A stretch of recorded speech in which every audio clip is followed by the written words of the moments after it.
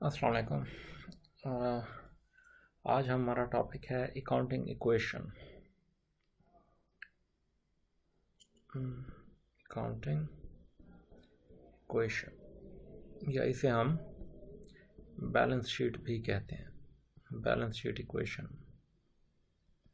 इसकी वजह यह है, यहाँ पर हम डील करते हैं तीन permanent components of accounting. Asset is equal to liability plus capital. सही हो गया। तो अब यहाँ पर आपको सिलेबस में शायद ये ना दिखाई दे रहा हो, लेकिन ये बहुत ज़रूरी है। आप कोई भी पेपर उठाएंगे तो आपको इसके 5 से 6 MCQs लाजमी मिलेंगे, ज़्यादा भी होंगे। ये बेसिक कंसेप्ट आपके पास होना चाहिए कि कैसे वर्क करता है।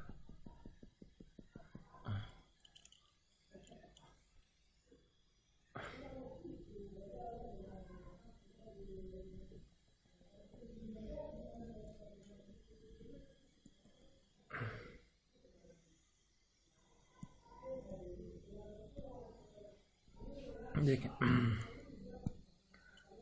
अब पहले तो हम समझते हैं, आपने इसको याद नहीं करना, आपने अकाउंटिंग क्वेश्चन पढ़ी हुई है, तो हम उसको देखकर चलते हैं कि आपको अकाउंटिंग क्वेश्चन आती है।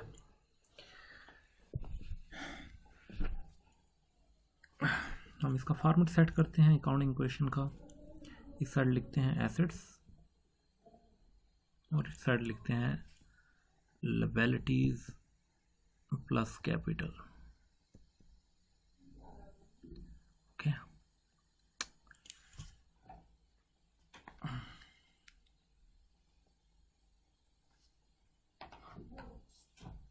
अब देखें,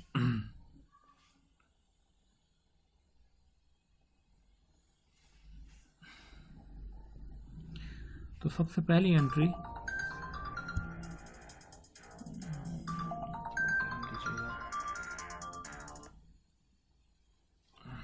अस्सलाम वालेकुम। क्या ना, क्यों?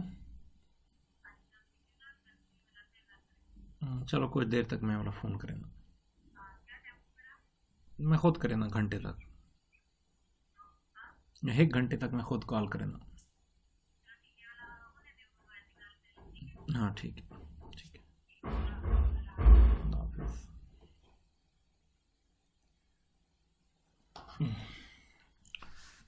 ठीक हो गया। तो अब यहाँ पे एक लाइट सा कंसेप्ट समझ लें। जो हमारी ट्रांजैक्शंस होती हैं, मतलब ये 1 2 3 4 इन्वेस्ट किया, कैपिटल इन्वेस्टमेंट हो गई, उसके बाद हमने कुछ परचेज़ किया, फिर कुछ सेल किया, फिर एक्सपेंस पे किए। सही। तो अब इन चीज़ों को समझें। इन ट्रांजैक्शन की हम क्या करते हैं, जर्नल एंट्रीज। तो मैं साइकिल यहाँ बना लूँ ज़रा। जर्नल करते हैं, फिर लेजर बनाते हैं, फिर हम ट्रायल बैलेंस बनाते हैं, फिर एडजस्टमेंट्स करते हैं, फिर एडजस्टेड ट्रायल बैलेंस बनाते हैं, फिर इनकम स्टेटमेंट बनाते हैं, बैलेंस शीट बनाते हैं, और एट द एंड हमें बैलेंस शीट में क्या हो रहा होता है, दोनों साइडें इक्वल होनी चाहिए। ठीक है। अब सुने, ये आपकी बैलेंस शीट होगी। इसे अकाउंटिंग इक्वेशन ना कहें, इसे आप बैलेंस शीट समझें, क्योंकि देखें ये बिल्कुल बैलेंस शीट की तरह है। एसेट है एक साइड पर, ये आपकी बैलेंस शीट ही है। अब अकाउंटिंग इक्वेशन आपको क्या बताती है कि इन ट्रांजैक्शन को डायरेक्ट बैलेंस शीट में अगर पोस्ट करना पड़े तो कैसे करें। बात समझ आ रहे हैं? शुरू में किसी प्रोफेसर ने आपको नहीं बताया होगा, आपने सबसे पहले अकाउंटिंग क्वेश्चन ही पढ़ा होगा और आपको सिर्फ बताया गया होगा जमा नफ़ी करना। लेकिन अगर आप थोड़ा ध्यान दें तो आप कर क्या रहे हैं, आप एक ट्रांजैक्शन को डायरेक्ट इन 3 एटम के अंदर जोड़ रहे हैं। एक है लायबिलिटीज़, एक है कैपिटल, एक है एसेट। अकाउंटिंग क्वेश्चन है, उसका एक आसान हल मैं आपको बता देता हूँ। कोई भी क्वेश्चन उठाएं जिसके अंदर ट्रांजैक्शंस हो, अपनी नॉर्मल बुक से उठा लें या गूगल से उठा लें, 10 से 15 जर्नल एंट्रीज़ हों, आप उन पर ये सारा काम करें और साथ में ही इक्वेशन भी सॉल्व करें उस पर। तो आप देखेंगे कि जो बैलेंस शीट का आंसर होगा सेम टू सेम वैसे ही आपकी अकाउंटिंग क्वेश्चन के आंसर्स होंगे, बनी होगी वैसे ही। अकाउंटिंग क्वेश्चन का एंड रिजल्ट और बैलेंस शीट का रिजल्ट मैच कर रहा होगा। ठीक है, चलें देखें।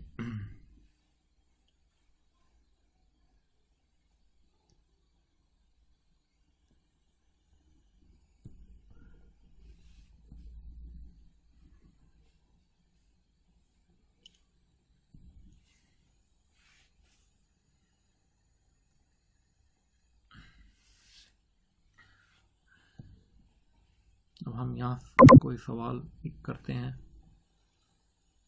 उसमें हम देखते हैं general entries of accounts.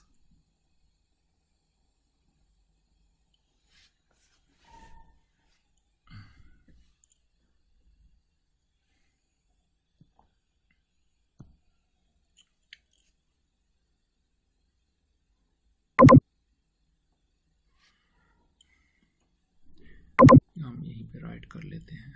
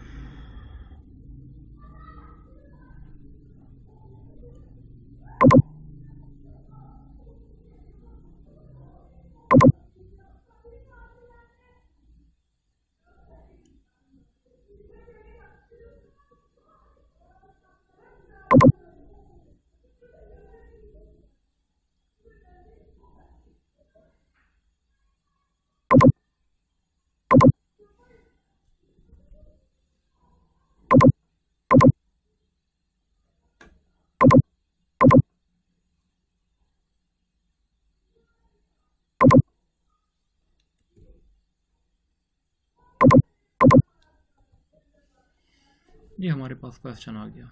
Okay,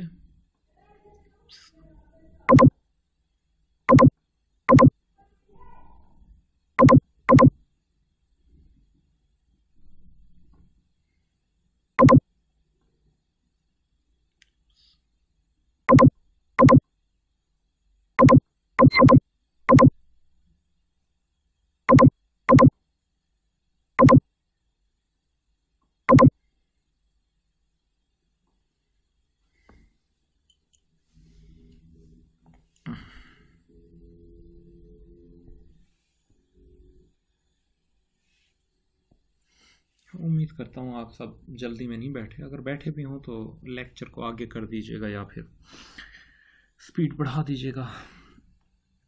तो हम यहाँ देखते हैं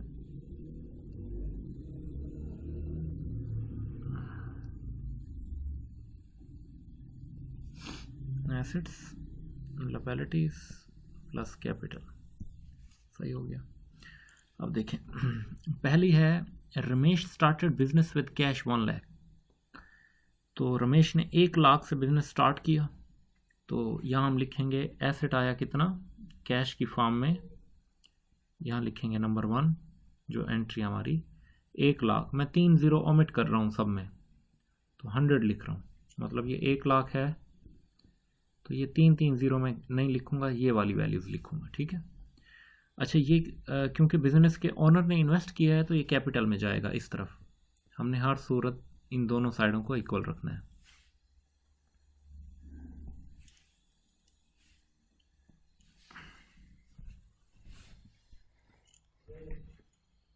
यहाँ पे आगे देखें, कहते हैं पेड इनटू बैंक।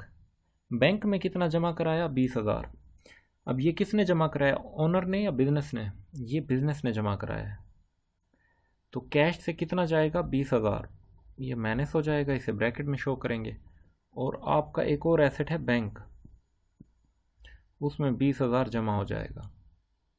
तो कोई फ़र्क ना पड़ा, अगर आप इसको टोटल करें तो ये आ जाएगा 80, ये आ जाएगा 20, और यहाँ पर देखें 100 है, तो कोई फ़र्क ना पड़ा। तो दोनों साइड पर 100 है। इक्वेशन में हर इवेंट, हर एंट्री के बाद दोनों साइड्स इक्वल होनी चाहिए। उसके बाद कहता है बॉट गुड्स फॉर कैश 50,000। आपने तीसरे में चीज़ें खरीदी, तो यहाँ पर एक और एसेट ऐड होगा गुड्स। तो 50,000 की चीज़ें खरीदी और कैश पर, तो कैश से 50,000 चला जाएगा और यहाँ 50,000 ऐड हो जाएगा। फिर से टोटल करके देख लें, यहाँ हो जाएगा कैश 30 बचा, 20,000 बैंक में और 50,000 की चीज़ें खरीद ली, तो अब भी ये 100 है। समझ आ रही है? एसेट सिर्फ अपनी शक्लें चेंज कर रहा है। पहले सिर्फ एक ही शक्ल में था, कैश की शक्ल में 1 लाख, फिर 20,000 बैंक को दिया तो अब 80 इधर है और 20 उधर, फिर गुड्स पर 50,000 लगाया तो अब खुद के पास कैश में कितना है 30, बैंक में 20 और गुड्स पर 50। ये सवाल अक्सर यूँ पूछेगा कि अगर हम चीज़ें ख़रीदें तो हमारी बैलेंस शीट पर क्या फ़र्क पड़ेगा, तो आप उनसे कह दीजिएगा कि बैलेंस शीट पहले भी 100 पे थी, बाद में भी 100 पर रही, अब भी 100 पर है। बात समझ आ रही है? कोई फ़र्क नहीं पड़ेगा। नेक्स्ट, बैलेंस शीट टोटल पर कोई फ़र्क नहीं पड़ेगा। Draw cash from bank for office use, bank से पैसे निकलवाए 10,000 ऑफिस यूज़ के लिए, पर्सनल यूज़ के लिए नहीं, ठीक है। तो बैंक से आप पैसे निकलवाएंगे और एक्सपेंसेस में लिख सकते हैं इसको, या फिर आप कैश में लिख दें। तो 10,000 आप बैंक से निकलवाएंगे, ठीक है।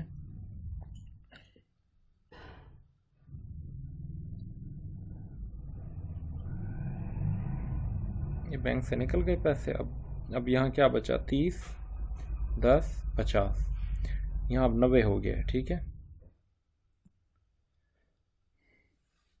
90 हो गया। अगर ये एक्सपेंसेस हुए हैं तो आपने इस कैपिटल वाले पोर्शन को याद रखना है।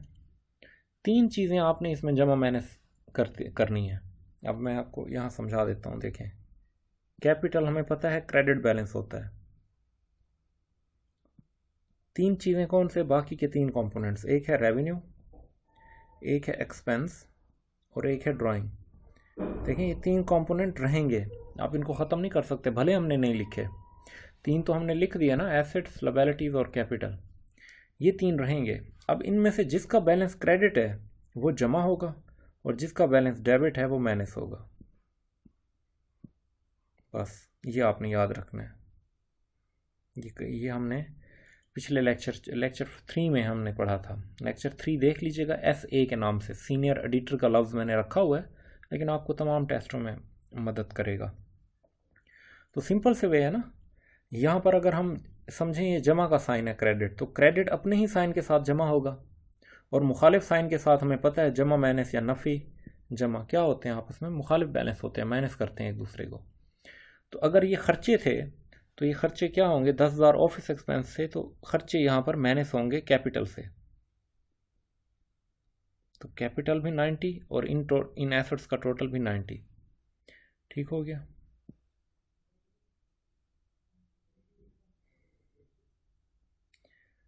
आगे देखें, फिर कहता है 5वीं एंट्री में, sold goods to Krishna on credit. Krishna को हमने उधार पर चीज़ें बेची 5वीं पर। सबसे पहले तो ये देखें, चीज़ें बेची गई कृष्णा को 15,000 रुपये की। अब ये भी तो जानना चाहिए ना वो चीज़ें थी कितने की। पहले तो 15,000 रेवेन्यूज़ है, उसे तो 15 यहाँ कैपिटल में ऐड करें, सेल ऐड हो गया। अब यहाँ पर भी तो 15 ऐड करना है। उधार पर बेची हैं तो अकाउंट रिसीवेबल, यहाँ आपका एक और एसेट आएगा, ये 15 रुपये आप उसके खाते में लिखेंगे, तो बराबर हो गया। वहाँ भी 15 ऐड हो गया, यहाँ भी 15 ऐड हो गया, ठीक हो गया कि हमने उसे 15,000 की सेल की और 15,000 अब उसने हमारा देना है। तो दोनों साइड पर फिर से टोटल करेंगे, 30, 10, 50, 15, 105 और यहाँ भी 105, सही हो गया। आगे देखें,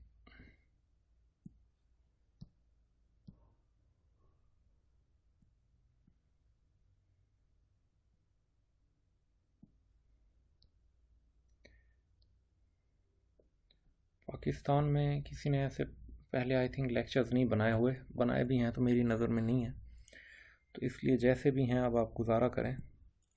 आगे देखें, bought goods from Shyam on credit.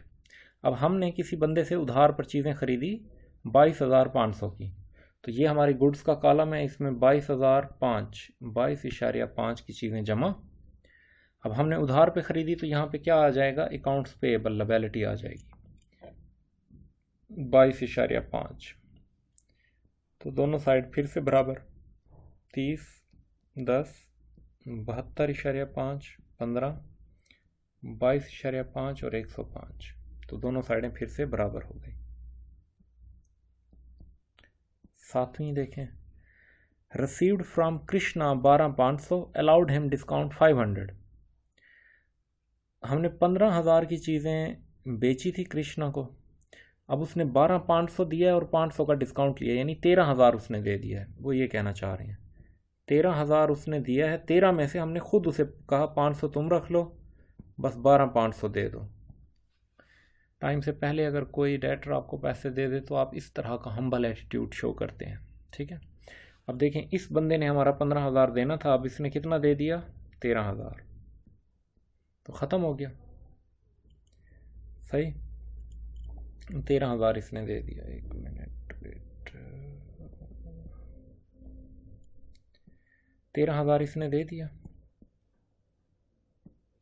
इसके हिसाब से 13 माइनस करेंगे। और कैश में कितना आया, कैश में आया 12.5। अब जो दरमियान का 500 है वो आपने उसको डिस्काउंट दिया, और डिस्काउंट क्या होगा, ये वाला जो डिस्काउंट होगा, ये वाला डिस्काउंट खर्चा अकाउंट होगा, आपने उसे रियायत दी है, तो यहाँ 500 खर्चा लिखेंगे 0.5,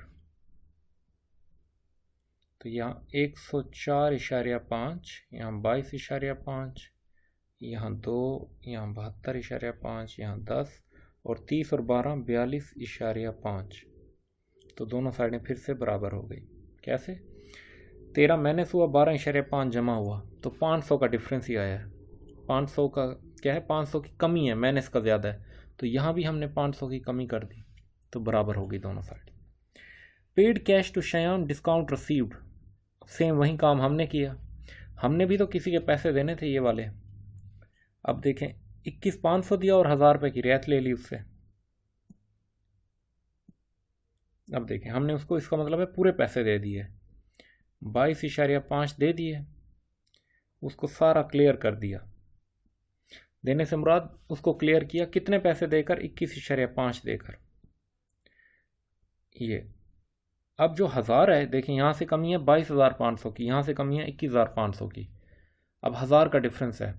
अब जब कोई हमें डिस्काउंट देगा तो वो क्या कहलाएगी, रेवेन्यू कहलाएगी, और रेवेन्यू यहाँ पे जमा होती है 1 रुपीज़, 1,000 यहाँ जमा होगा, तो 105.5, 42.5 में से 21 गए तो बाकी बचा, 21.5 गए तो 21, 10, 72.5 और 2, ठीक है, तो दोनों साइडें फिर से बराबर हो गई। आगे देखें, रिटर्न गुड्स, कृष्णा ने चीज़ें वापस कर दी 2,000 की, बात ही ख़त्म हो गई। ये देखें, अब इसने हमारा 2 ही देना था, उसने 2,000 की चीज़ें वापस कर दी, 2,000 यहाँ ख़त्म, ठीक है। और जो अकाउंट, अब उसने हमारे नहीं देने ना पैसे, दे दिए उसने, चीज़ें वापस कर दी, यहाँ से भी ख़त्म और 2,000 यहाँ से भी ख़त्म। हमने पहले इस पूरे 15,000 को रेवेन्यू लिख दिया था ना, तो अब वो रेवेन्यू ख़त्म कर देंगे, ये 0 हो गया, 72.5, यहाँ 10 और 21। वैसे सवाल ऐसे बनता नहीं है, सवाल बनता है कि जब चीज़ें बिकती हैं ना, तो ये भी बताया जाता है ये जो चीज़ें बिकी थी वे कितने की थी। देखिए ना, ये 72.5 जो लिखा हुआ है, अब इसने खुद कहा है कि हमने चीज़ें बेची हैं, तो मैंने इसमें कमी क्यों नहीं की, जब चीज़ें बेचूंगा तब तो निकल जाएंगी ना ये। तो जो ओरिजिनल क्वेश्चन होता है ना इक्वेशन का, उसमें ये बताया जाता है कि जो चीज़ें आपने 15,000 की बेची हैं ना, एक्चुअली उनकी जो कास्ट प्राइस थी वो 10,000 थी, ये बताया जाएगा। जैसे ही ये 15 की मैं सेल करूँगा ना, तो यहाँ से 10,000 माइनस करूँगा, और जो नफ़ा होगा ना, एग्जैक्ट नफ़ा, देखें 15,000 मैंने सेल की, 10,000 की चीज़ें थी, और 5,000 का जो नफ़ा होगा, तो डायरेक्ट नफ़ा मैं कैपिटल में यहाँ पे ऐड करता, लेकिन उसने चीज़ों की कास्ट नहीं बताई, आप खुद से एज्यूम करके भी कर सकते हैं, ठीक है। Next question, cash sales for the month, same entry है, कैश में जमा कर दीजिएगा और सेल्स यहाँ पे भी जमा कर दीजिएगा। पेड रेंट और पेड सैलरी दोनों खर्चे हैं, 5,000 15,000 कैश में से माइनस करेंगे क्योंकि आपने पे किया है, 15,000 एक साथ ही माइनस कर दें, और ख़र्चे यहाँ से भी माइनस हो जाएंगे, तो ये आपका सवाल हो जाएगा। तो ये क्या है, डायरेक्ट बैलेंस शीट हमने बना दी, ठीक हो गया। अकाउंटिंग क्वेश्चन था, मज़ीद आप इसको देख। अब इसी क्वेश्चन की अगर आप जर्नल एंट्रीज करें ना, इन्हीं क्वेश्चंस की आप जर्नल एंट्रीज करें और उसे जर्नल से लेकर एंड तक लेकर जाएं बैलेंस शीट तक, तो आप देखेंगे जो बैलेंस शीट के जो भी आंसर हैं, कैश होगा उसमें, अकाउंट रिसीवेबल होगा, लायबिलिटीज़ होंगी कैपिटल, तो जो उसके आंसर होंगे सेम इसके जो एंड पर आंसर निकलेंगे ना, आपके टोटल निकलेंगे, वहीं उसके आंसर होंगे। ठीक हो गया। तो ये आज का लेक्चर मैंने इतना ही बनाया है, हम इसमें मज़ीद कोई चीज़ें ऐड नहीं कर रहे और प्रैक्टिस नहीं कर रहे, आप खुद कीजिएगा। नेक्स्ट लेक्चर में आप फिर, क्योंकि सिर्फ इसका नाम मैंने अकाउंटिंग क्वेश्चन रखा है, नेक्स्ट लेक्चर में फिर हम MCQs प्रैक्टिस के दौरान इसी वीडियो का मैं हवाला देता रहूँगा।